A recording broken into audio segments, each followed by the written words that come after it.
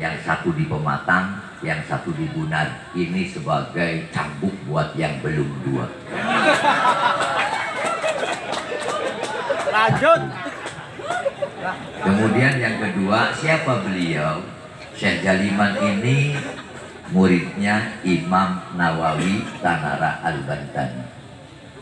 Murid-murid beliau Syekh Jaliman termasuk Imam Nawawi Mandaya Carenang Mu'alif Murad Awami.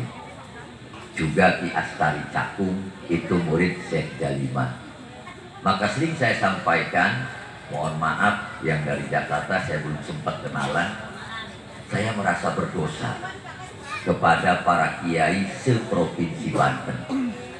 Karena di tahun 2000 tepatnya saya merayu alumni-alumni para kiai seprovinsi Banten untuk masuk di sebuah lembaga pesantren yang sebelah tidak saya sebutkan karena rekaman kode etik dunia pers nanti fitnah. Saya termasuk pendiri deklarator dari lembaga itu, yang kemudian beda prinsip, beda itu, termasuk saya masuk tim penyusun ADART di Hotel Permata Krakatau Cilegon waktu di tahun 2000, membentuk lembaga pesantren yang semula 4 kali nama tapi tidak lolos.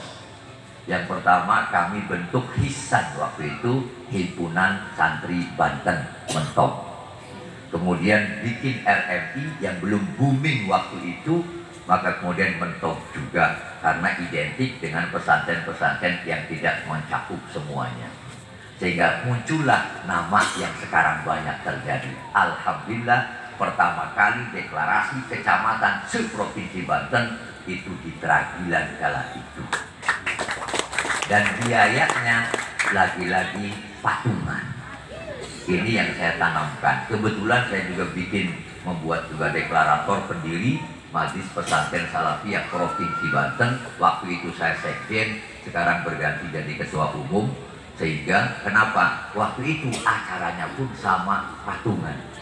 Ada pejabat publik kan perlu informasi ngasih uang 600 juta untuk acara itu. Tapi alhamdulillah iman kami waktu itu masih kuat dan ditolak.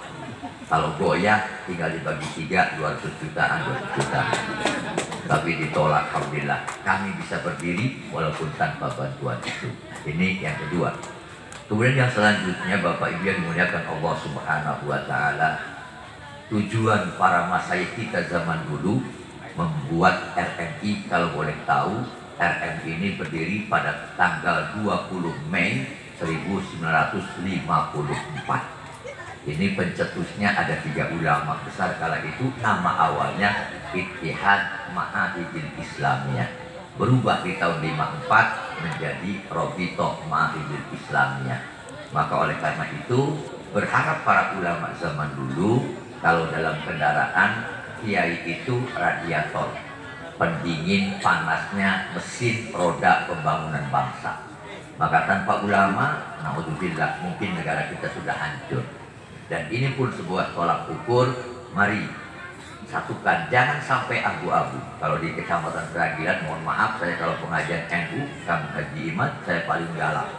Galak dalam pengertian, Anda NU, betul. Kalau Anda NU punya pesantren, kenapa masuk lembaga yang lain? RMI ada, bangun RMI. Jangan punya otak material, hanya mengharapkan bantuan dan bantuan. Dan begitu jadi pengurus organisasi pesantren sejak dari tahun 2000 sampai detik ini, pesantren saya belum pernah mendapatkan bantuan. Kenapa? Apa adanya. Anak bangun, nakal, diem. Kalau nggak ada, doa bareng-bareng. Mudah-mudahan lancar nyolati wong mati.